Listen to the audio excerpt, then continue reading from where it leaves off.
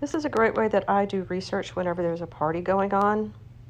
I will open my Poshmark app, find an item that probably does not belong in the party, and then try to share it to the party.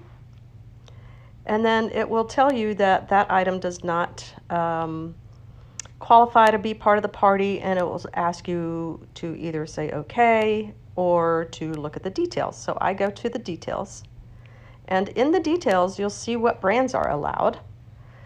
So I'll normally take a screenshot of that and then save that picture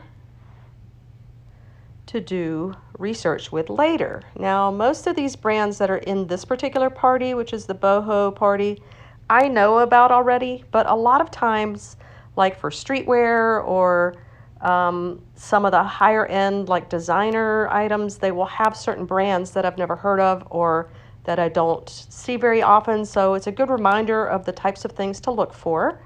And it's a great quick way right in your Poshmark app during a party to figure out what other items you could be searching for. So I hope this little tutorial helps, and happy researching, happy poshing, happy living.